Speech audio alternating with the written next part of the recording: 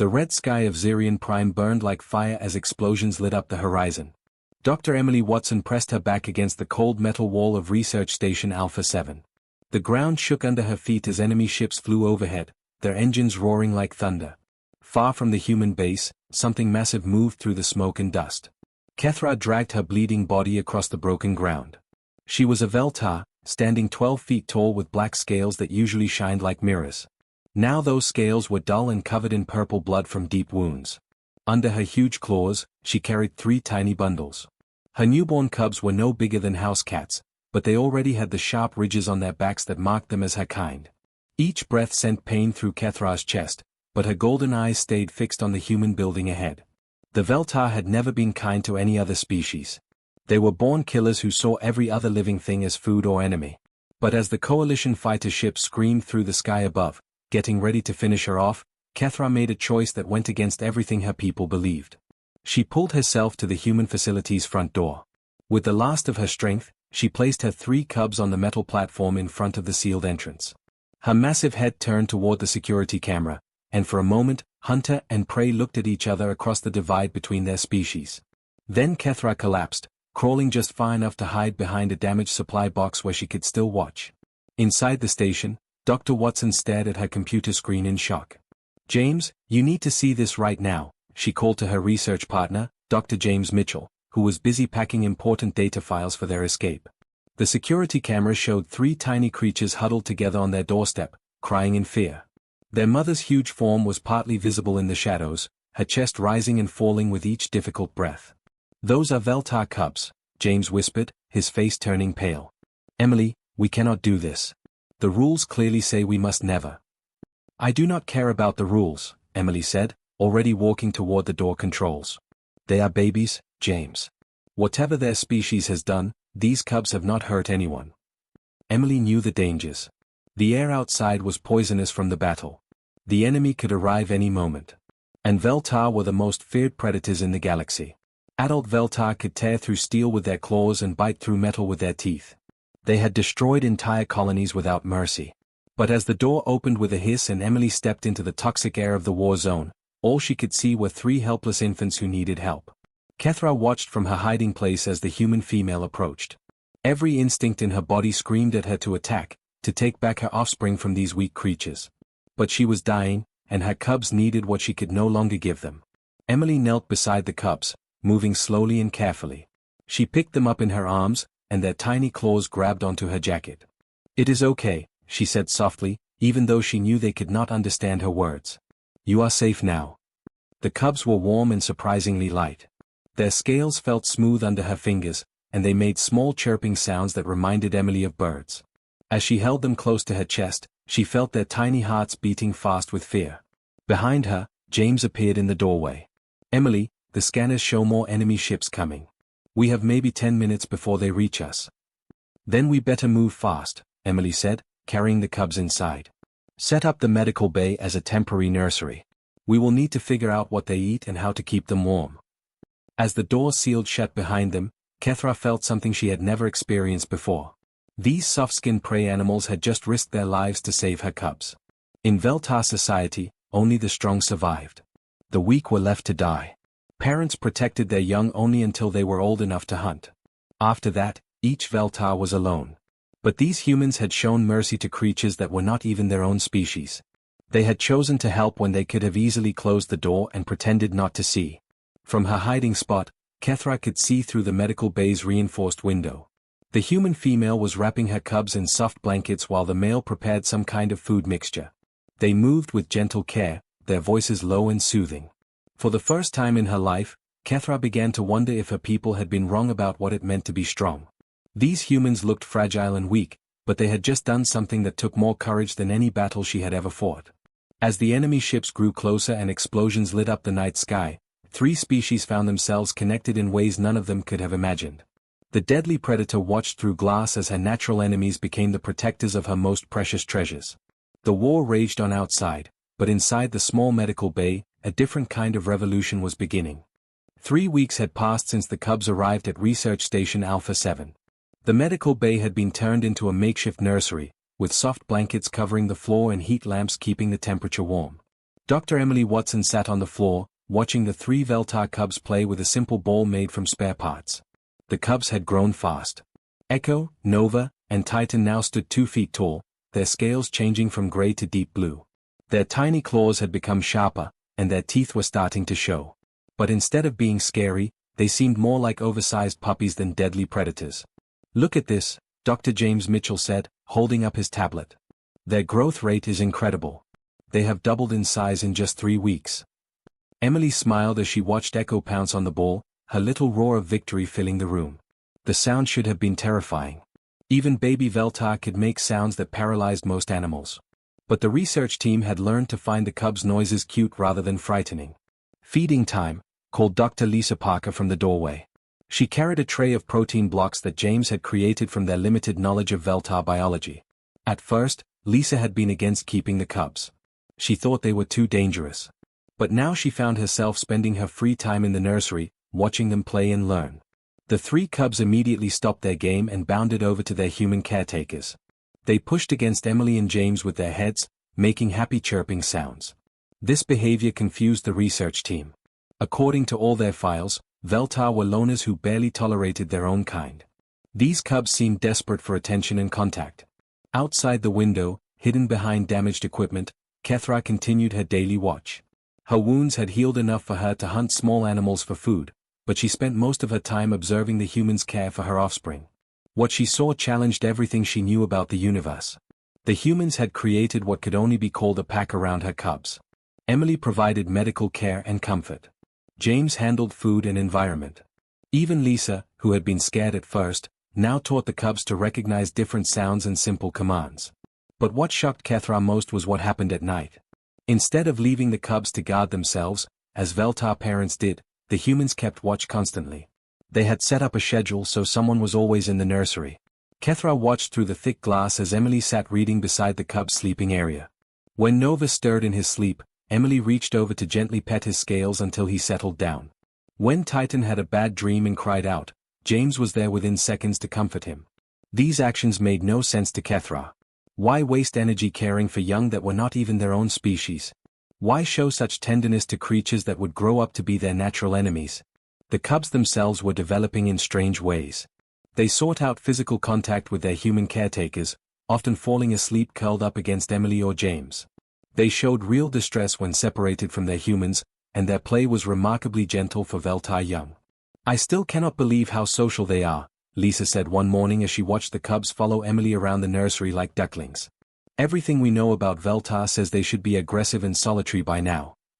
"Maybe everything we know is wrong," Emily replied, scratching behind Echo's developing ridge scales. The cub leaned into the touch, making a sound like a cat purring. "Maybe they are only aggressive because that is how they are raised." James nodded as he checked the cub's vital signs. "Look at their behavior patterns. They are learning cooperation instead of competition. They share food instead of fighting over it. They comfort each other when one is upset." On the 21st day, something happened that changed everything for Kethra. Echo had become sick with a high fever that made her weak and listless. In Veltar society, a sick cub would be abandoned to die. Only the strong deserved to survive. But Emily did not abandon Echo. Instead, she spent 3 days and nights caring for the sick cub. She checked Echo's temperature every hour. She gave her medicine and made sure she drank enough water. When Echo could not sleep because of the fever, Emily stayed awake with her, singing soft songs and stroking her scales. Kethra watched in amazement as this fragile human female fought to save a cub that was not even her own species. Emily's eyes were red from lack of sleep, but she never left Echo's side. When the fever finally broke on the 3rd night, Emily cried with relief. Echo's first action after recovering was to nuzzle against Emily's face in what could only be gratitude. The sight of her cub showing such affection to a human female shook Kethra to her core. As days passed, Kethra began to understand something that no Veltar had ever learned. These humans possessed a different kind of strength. It was not the strength to kill or dominate. It was the strength to care for others without expecting anything in return. It was the strength to show mercy to enemies and kindness to strangers. The cubs were learning this strength too. They were becoming something new, something that had never existed before. They were Veltar with human hearts, predators who knew how to love. From her hiding place, Kethra made a decision that would change the fate of both species. She would continue to watch and learn from these remarkable creatures who had taught her that true strength came not from the power to destroy, but from the courage to protect and nurture. 2 months had passed since the cubs arrived at Research Station Alpha 7. Echo, Nova, and Titan now stood 3 feet tall, their scales showing the beautiful dark blue color of healthy young Veltar. Their claws were sharp enough to scratch metal, and their teeth could bite through thick plastic. Yet they used this strength only for play, never for harm. Dr. Emily Watson sat cross-legged on the nursery floor, watching the cubs practice hunting with a remote-controlled toy mouse that Dr. James Mitchell had built. The toy moved in quick, unpredictable patterns across the floor while the cubs stalked it with the fluid grace of born predators. "Got you." Emily laughed as Echo successfully caught the toy, holding it gently in her jaws without damaging it. The cub's eyes sparkled with pride as she brought her prize to Emily for approval. "Good hunting, Echo," Emily said, scratching behind the cub's ridged scales. Echo made a deep rumbling sound of happiness and pressed closer to her human caretaker. James entered carrying the afternoon meal of protein blocks and synthetic meat. "Lunchtime, everyone." The 3 cubs immediately abandoned their game and rushed to their food bowls. But instead of the aggressive feeding behavior typical of Veltar, they waited patiently for James to distribute the food. When Titan noticed that Nova had dropped a piece of meat, he gently pushed it back toward his brother with his snout. Dr. Lisa Parker watched from the doorway, shaking her head in wonder. 6 months ago, if someone had told me I would be helping raise Veltar cubs, I would have recommended they see a doctor for mental health problems. "They are not really like Veltar at all," Emily observed. "They are more like, well, like our children who happen to have scales and claws." Outside the reinforced window, Kethra had claimed a permanent hiding spot behind a pile of damaged equipment. Her wounds had fully healed, and she was now strong enough to leave if she chose. But she could not tear herself away from watching her cubs grow under human care. What she witnessed continued to challenge every belief of her people. The humans had not just kept her cubs alive. They had created a family structure that included the cubs as full members. Each human had taken on specific roles in caring for the young ones. Emily provided medical care and emotional comfort. When the cubs were scared by loud noises from the ongoing war, she would gather them close and sing soft songs until they calmed down. James handled their nutrition and created toys and puzzles to challenge their growing minds. Lisa taught them to recognize different sounds and had even begun teaching them simple human words. But most shocking to Kethra was the night watch routine. The humans maintained constant supervision of the cubs during their sleep cycles. They took turns staying in the nursery through the night, not because they feared the cubs would escape or cause harm, but because they worried the cubs might have nightmares or feel lonely. Kethra remembered her own childhood, raised in the traditional Veltar way. Cubs were fed once and then left to survive on their own. Those who were strong enough would find food and shelter. Those who were weak would die. It was harsh but efficient, creating warriors who depended on no one. Yet these cubs were developing differently. They had formed deep emotional bonds not just with their human caretakers but with each other. When one cub was upset, the other 2 would comfort it. When one succeeded at a task, all 3 celebrated together. On the 50th day, Kethra witnessed something that changed her understanding of strength forever. A supply delivery had gone wrong, and a heavy crate had fallen, trapping Lisa's leg underneath.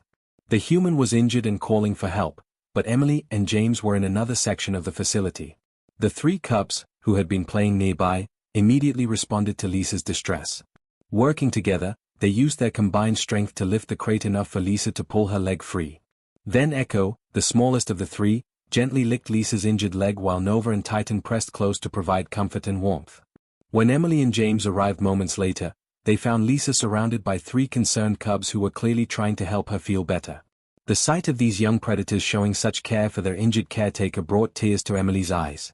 "They saved me," Lisa whispered, her voice filled with wonder.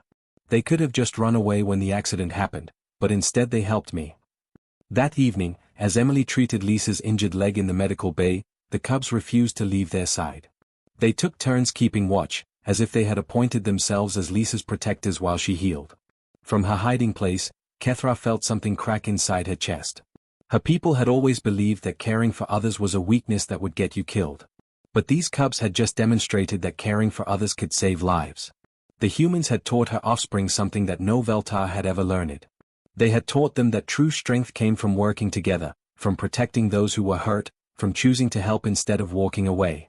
As the weeks continued, Kethra watched her cubs grow not just in size but in wisdom. They were learning to be gentle with smaller creatures, to share their food, to comfort those in pain. They were becoming something new in the universe. They were Veltar who knew how to love, predators who chose protection over destruction. For the first time in her life, Kethra began to wonder if her species had been wrong about everything they believed. Maybe the soft humans were not weak prey animals. Maybe they possessed the greatest strength of all. The evacuation ships arrived at dawn on the 70th day, their engines casting dark shadows across the damaged landscape of Zirian Prime. Commander Robert Hayes stepped off the main transport ship with 20 Coalition security soldiers behind him. His gray eyes were cold and hard, the look of a man who had seen too many battles and made too many difficult choices. Dr. Emily Watson met them at the landing pad, her heart pounding with fear and determination. She knew why they had come, and she knew what they planned to do to Echo, Nova, and Titan. "Dr. Watson," Commander Hayes said, his voice sharp and commanding. "We are here for immediate evacuation. Enemy forces have broken through our defenses. This position is no longer safe." "Commander, we have a special situation that needs your consideration," Emily began, but Hayes was already walking toward the facility entrance with his armed soldiers. "Doctor, we have read your reports. 3 Class X hostile creatures cannot be transported on Coalition ships under any conditions. The rules are very clear. They must be terminated immediately." Emily stepped directly in front of Hayes, blocking his path. Several soldiers immediately raised their weapons, but Emily did not move. "Those hostile creatures are 3-month-old cubs who have never hurt any living thing. They are children, Commander." "They are Veltar," Hayes replied coldly. "The most dangerous predators in known space. They are responsible for the deaths of thousands of Coalition soldiers. Step aside, Doctor." Inside the facility, Dr. James Mitchell and Dr. Lisa Parker had heard enough through the communication system. They quickly moved to the nursery where Echo, Nova, and Titan were playing with their toys. The cubs sensed the tension in the air and moved closer to their human caretakers, their golden eyes wide with confusion and fear. "What is happening?" Lisa asked James quietly as they heard more soldiers entering the building. "They want to kill the cubs," James said, his voice tight with anger. "They see them as weapons instead of children." From her hiding place outside, Kethra watched the armed humans surround the facility. She could smell the fear and aggression in the air. Every instinct in her body screamed at her to attack these invaders who threatened her cubs. But she forced herself to wait and watch. Commander Hayes reached the nursery and looked through the observation window. 3 young Veltar, each now standing 3 feet tall with gleaming blue scales, pressed close to their human protectors. Instead of showing the aggressive behavior he expected, the cubs seemed to be seeking comfort and safety from the humans. "Sir," one of his soldiers said quietly, "they do not look like any Veltar I have ever seen. They seem almost tame." "A predator is always a predator, Sergeant," Hayes said firmly. "Dr. Watson, you have 30 seconds to clear that room so we can complete our mission." Emily's response was to walk calmly into the nursery and kneel beside the cubs, spreading her arms to protect them with her own body. "Then you will have to go through me first." James immediately moved to stand beside her. "And me," he said, his voice strong despite his fear. Lisa joined them, creating a human shield around the 3 cubs. "Me too," she said, though her voice shook with terror. The cubs seemed to understand that their human family was protecting them. Echo, Nova, and Titan pressed closer to their caretakers, making soft worried sounds. They did not bare their teeth or show their claws. Instead, they looked like frightened children seeking comfort from their parents. Commander Hayes drew his weapon, the click of the safety switch echoing through the facility. "Doctor, I will not let emotions compromise Coalition security. Move away from those creatures right now." The weapon's red targeting laser appeared on Echo's forehead. The little cub instinctively moved closer to Emily, making a soft whimpering sound that broke everyone's heart. It was not the sound of a dangerous predator. It was the sound of a scared child who did not understand why people wanted to hurt her. That sound of fear and confusion from her smallest cub shattered the last of Kethra's self-control. The reinforced wall of the nursery exploded inward as 12 feet of pure predatory power burst through metal and concrete like they were made of paper. Kethra landed in the center of the room, her massive frame radiating deadly intent. Her claws were extended, her fangs were bared, and her golden eyes burned with the fury of a mother protecting her young. But instead of attacking the humans who had cared for her cubs, Kethra positioned herself between Commander Hayes and her offspring. She faced the armed soldiers, creating a living wall of scales and muscle between them and the nursery's occupants. The silence that followed was deafening. 20 soldiers had their weapons trained on the massive Veltar, while she stared back at them with no fear in her eyes. Behind her, 3 cubs huddled with 3 humans, all of them united in their desire to protect each other. Commander Hayes kept his weapon aimed at Kethra, but confusion showed on his face. This was not how Veltar were supposed to behave. They were supposed to attack without warning, to kill without mercy. They were not supposed to position themselves defensively to protect other species. The standoff stretched on, predator and prey frozen in a moment that would determine the fate of 2 species and 3 small cubs who had learned that love was stronger than the instinct to kill. The silence in the nursery felt like it lasted forever, though it was probably only a few seconds. Commander Hayes kept his weapon pointed at the massive Veltar while his 20 soldiers surrounded the room with their guns ready. But something was very wrong with this picture. The adult Veltar was not attacking anyone. Kethra stood perfectly still, her huge body creating a living shield between the humans and the military force. Her cubs, Echo, Nova, and Titan, had positioned themselves against her scaled sides while still keeping contact with their human caretakers. Dr. Emily Watson slowly reached for the universal translator device on her belt, her movements careful and slow. Commander Hayes, I am turning on the translation system. I think she wants to talk to us. Absolutely not, Hayes said sharply. These creatures do not talk. They only kill. These creatures, came a deep, powerful voice through the translator as Kethra began to speak, have watched your kind care for young that were not your own. Your people have shown strength that mine never understood. The words shocked everyone in the room. Veltar were known to be smart, but none had ever tried to communicate peacefully with other species.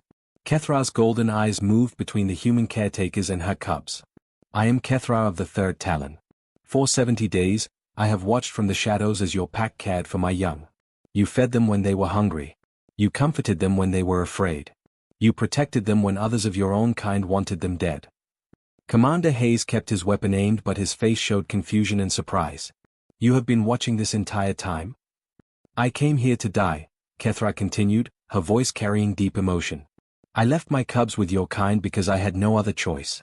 I expected you to kill them or leave them to die. Instead, you did something that my species thought was impossible. You cared for them as if they were your own children. Dr. James Mitchell stepped forward carefully. Kethra, we could not do anything else. They were babies. No matter what species they are, no child should suffer for what adults have done. That belief, Kethra said, her massive head turning toward James, is what your kind calls morality.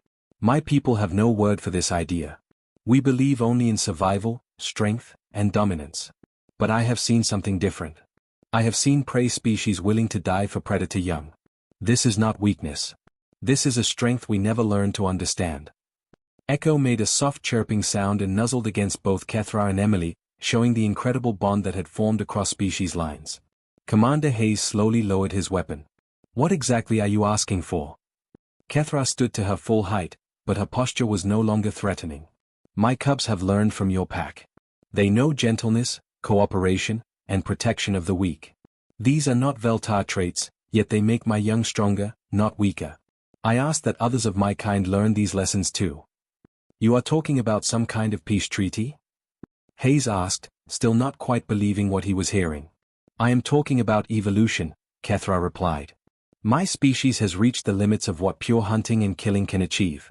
Your species has shown us that there is power in unity, in caring for others, in protecting those who cannot protect themselves. My cubs will be the first of a new kind of Veltar. They will know both the strength of the hunt and the strength of the heart. Dr. Emily Watson felt tears running down her face as she watched Echo, Nova, and Titan moving freely between their birth mother and their human family. They were equally comfortable with both, showing no fear or confusion about their mixed upbringing. Commander, Emily said, wiping her eyes, look at them. Really look at them. These cubs are not monsters. They are proof that species can change, that enemies can become family, that love is stronger than instinct. Commander Hayes studied the scene before him. 3 young Veltar who should have been aggressive killers were instead gentle creatures who sought comfort from both their mother and their human caretakers. The adult Veltar who should have attacked without mercy was instead proposing peace and cooperation. This goes against everything we know about your species, Hayes said to Kethra. Everything you knew was based on what we were, not what we could become, Kethra replied. Your people showed my cubs a different way to live. Now I ask that you give my people the chance to learn that same way. 6 months later, Research Station Alpha 7 had become something nobody could have imagined. It was now the first interspecies learning center in the galaxy. Young Veltar learned alongside human children, while human teachers worked with Veltar hunters to understand each other's ways of life. Echo, Nova, and Titan, now fully grown but still gentle giants, served as translators and guides. They helped other young Veltar learn that strength could mean protection instead of destruction, and they showed human children that being different did not mean being dangerous. The war that had brought Kethra to leave her cubs with humans had ended through this new alliance. The most feared predators in space had become partners with their former prey, creating a peace that nobody thought possible. In the center's main hall, a sign was written in both human and Veltar languages: "True strength is not the power to destroy, but the courage to protect and care for those who are different from us." Dr. Emily Watson often stood by that sign, remembering the night 3 scared cubs had been left at her door, and amazed at how one mother's desperate choice had changed the entire galaxy.